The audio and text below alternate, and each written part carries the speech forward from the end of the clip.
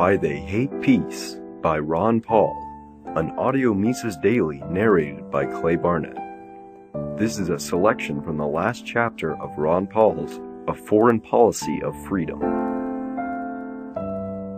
The most succinct statement about how governments get their people to support war came from Hermann Göring at the Nuremberg trials after World War II. Why, of course the people don't want war. Why should some poor slob on a farm want to risk his life in a war when the best he can get out of it is to come back to his farm in one piece?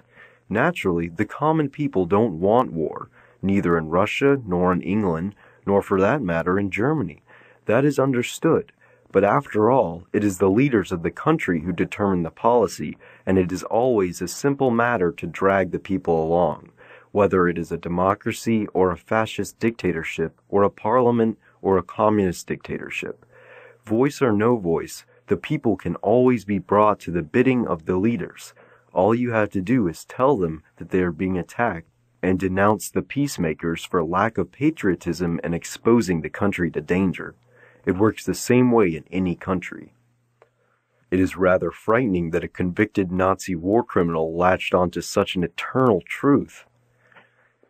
It should be harder to promote war, especially when there are so many regrets in the end. In the last 60 years, the American people have had little say over decisions to wage war.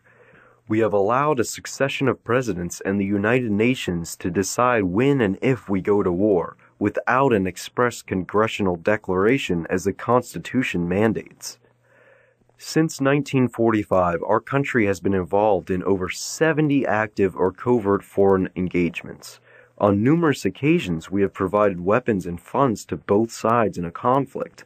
It is not unusual for our so-called allies to turn on us and use these weapons against American troops. In recent decades, we have been both allies and enemies of Saddam Hussein, Osama bin Laden, and the Islamists of Iran. And where has it gotten us? The endless costs resulting from our foolish policies and human lives, injuries, tax dollars, inflation, and deficits will burden generations to come.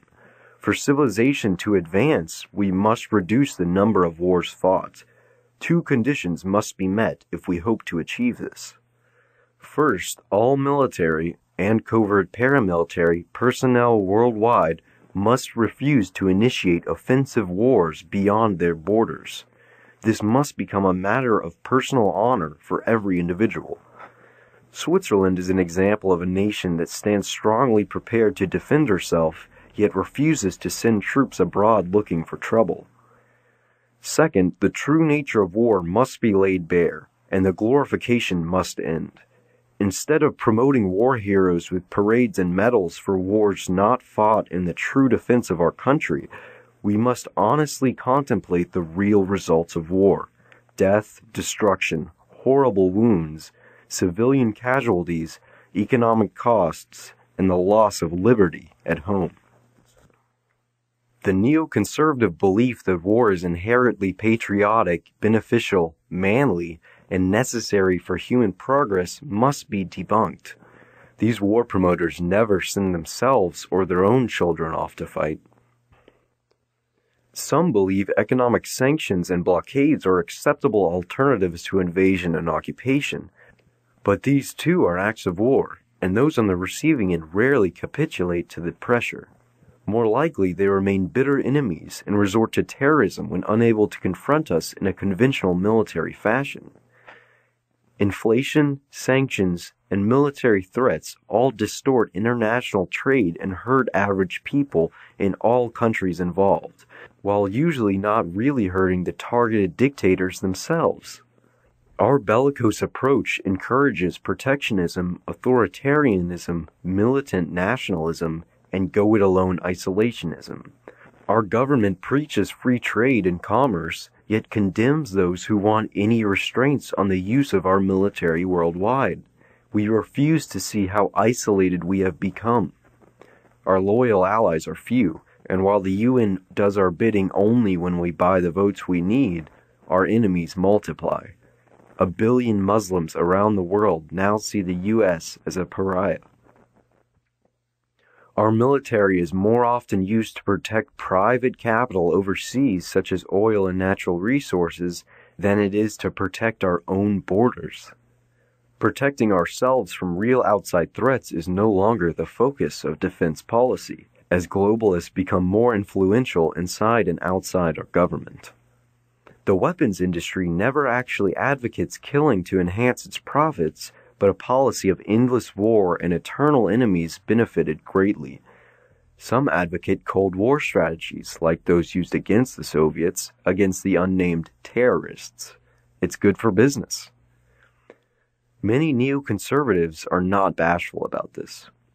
Thus, paradoxically, peace increases our peril by making discipline less urgent, encouraging some of our worst instincts, and depriving us from some of our best leaders. The great Prussian general Helmuth von Moltke knew whereof he spoke when he wrote, "A friend, everlasting peace is a dream, not even a pleasant one. War is a necessary part of God's arrangement of the world. Without war, the world would deteriorate into materialism." As usual, Machiavelli dots his I's and crosses his T's. It's not just that peace undermines discipline and thereby gives the destructive vices greater sway. If we actually achieved peace, indolence would either make the state effeminate or shatter her unity, and the two things together, or each by itself, would be the cause of her ruin. This is Machiavelli's variation on a theme by Mitterrand: the absence of movement is the beginning of defeat.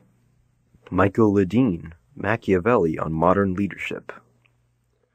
Those like Ledeen, who approvingly believe in perpetual struggle, generally are globalists, uninterested in national sovereignty and borders. True national defense is of little concern to them. That's why military bases are closed in the United States regardless of their strategic value, while several new bases are built in the Persian Gulf, even though they provoke our enemies to declare jihad against us. War and the threat of war are government's best friend. Liberals support big government social programs and conservatives support big government war policies, thus satisfying two major special interest groups. And when push comes to shove, the two groups cooperate and support big government across the board, always at the expense of personal liberty. Both sides pay lip service to freedom, but neither stands against the welfare warfare state and its promises of unlimited entitlements and endless war. The Mises Institute hopes that you have enjoyed this audio Mises Daily. For a world of free market literature, media, and discussion, visit Mises.org.